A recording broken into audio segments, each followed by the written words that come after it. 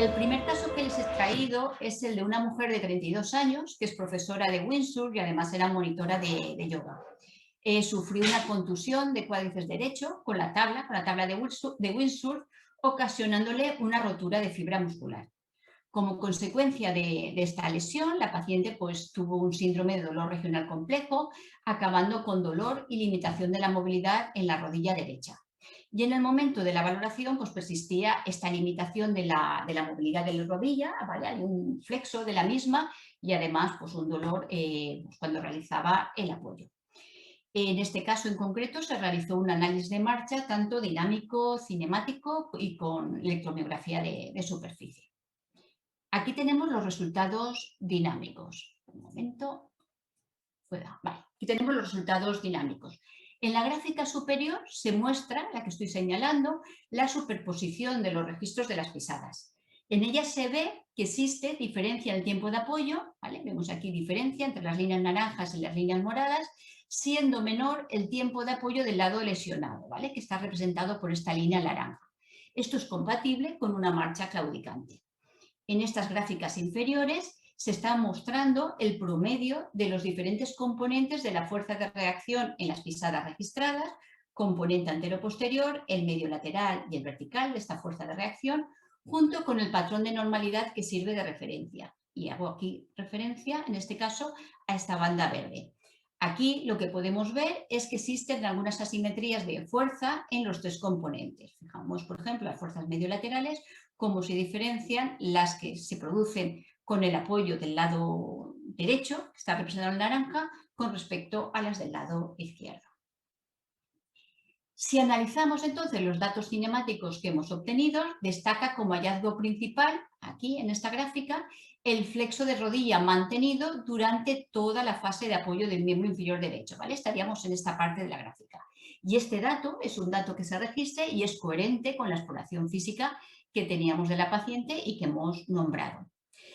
Este tipo de marcha, el flexo de rodilla, lo que hace es provocar una dificultad para el apoyo plantígrado de dicho lado, con lo que se objetiva, y nos vendríamos entonces ya aquí a la gráfica del tobillo y lo podemos ver, un inicio del apoyo, en este caso estaríamos aquí, con el pie en equino, ¿vale? Manteniendo además el tobillo durante la fase media de apoyo en una posición neutra. Entonces, no hay pendiente como lo vemos en esta parte de la curva. Entonces, ¿qué es esto? Aquí tenemos el efecto secundario que le está produciendo esta alteración del flexo de rodilla en la marcha.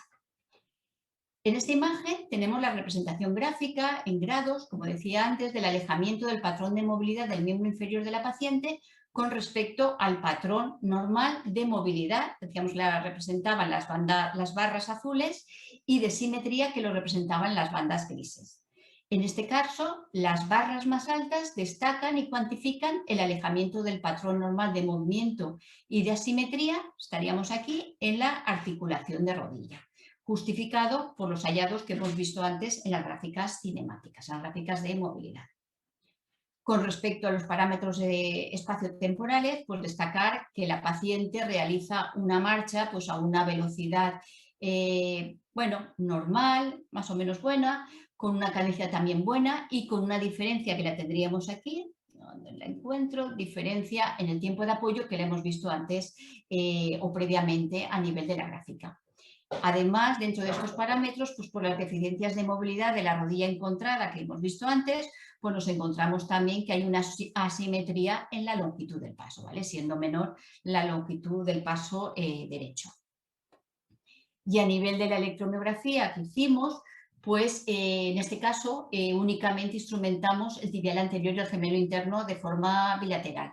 Y lo que destaca sobre todo es una falta de activación del tibial anterior al iniciar la pisada, ¿vale? Que sería aquí cuando se produce el contacto inicial del pie. Y esta inactividad se encuentra justificada por la necesidad del tibial anterior de facilitar ese apoyo en equino para así poder conseguir alargar la longitud del miembro que está realmente acortada por el flexo de rodilla en esa fase de la marcha.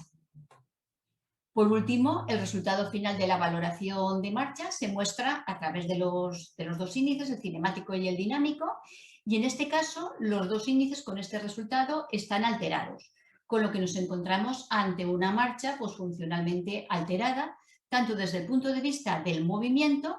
Ya hemos analizado los trastornos que afectaban principalmente a rodilla y de forma compensatoria al tobillo, con ese inicio, ese contacto en equino, y como también se produce en esta parte dinámica, cómo esas alteraciones están produciendo una alteración de las fuerzas, por lo tanto,